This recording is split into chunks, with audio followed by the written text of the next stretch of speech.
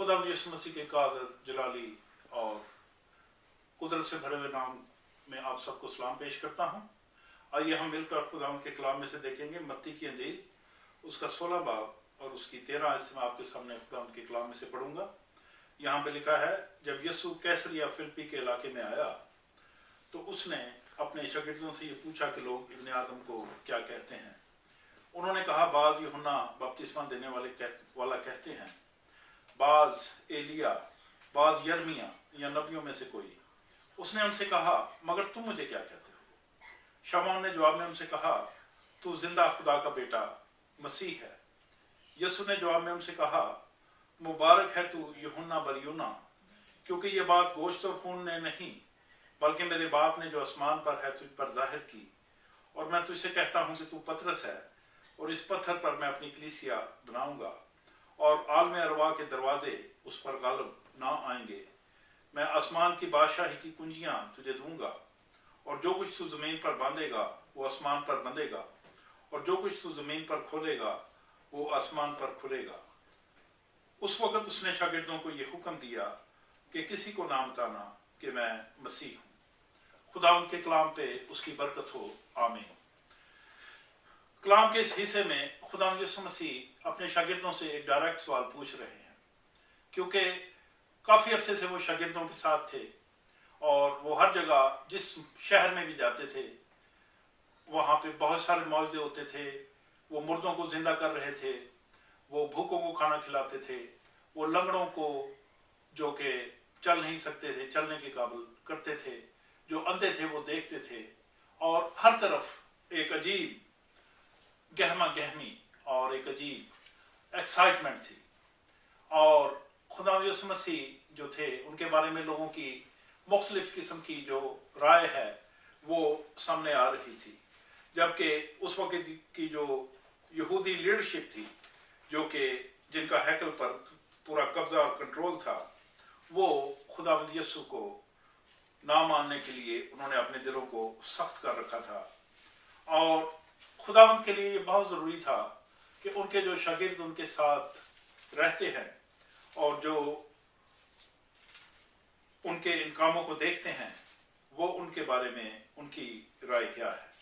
क्योंकि अगर हम यहाँ देखें यूहन्ना की अंजील और उसका 7वां बाब और उसकी 45 आयत, तो यहाँ पे लिखा है कि पस प्यादे सरदार काहिनों और फरीसियों के पास आए और उन्होंने उससे कहा कि तुम उसे क्यों ना लाए।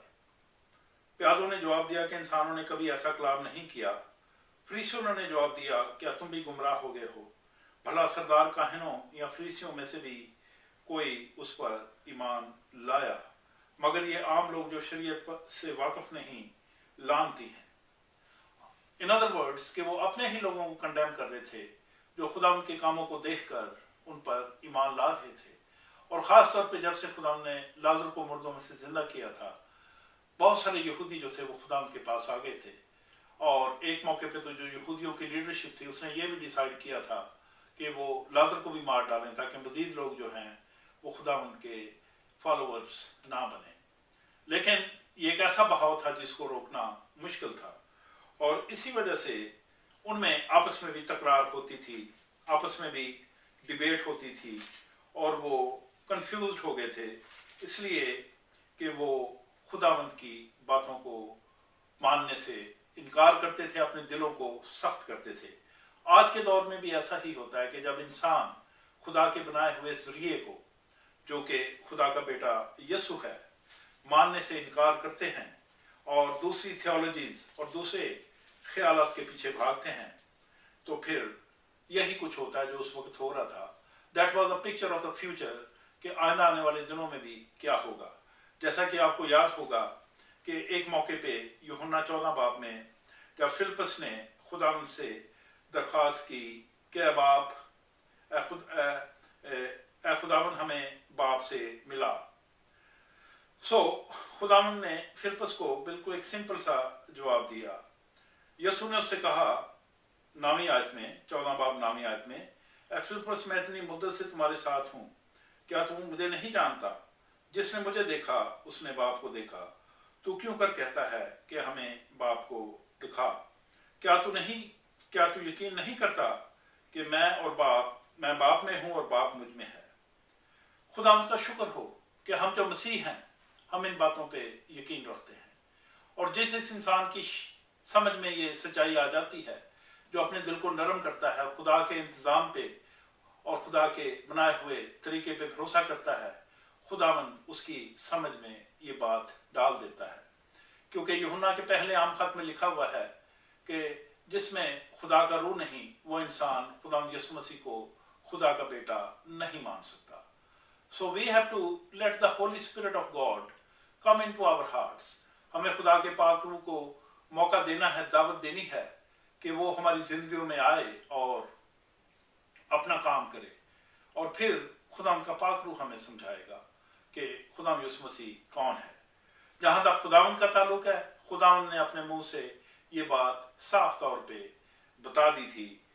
یوحنا کی انجیل اس کا 14 باب اور اس کی 6 آیت میں خداوند نے صاف طور پہ کہا تھا، یسوع نے اس سے کہا کہ راہ اور حق اور زندگی میں ہوں، کوئی میرے وسیلے کے بغیر باپ کے پاس نہیں آتا۔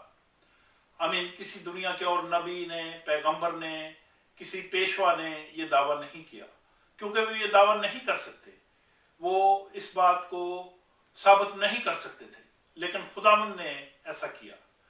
خداوند نے اپنی اتھارٹی سے، اپنی قدرت سے یہ ثابت کیا کہ وہ اور باپ ایک ہے۔ خداوند نے جو معجزے دکھائے کسی اور نے کبھی نہیں دکھائے۔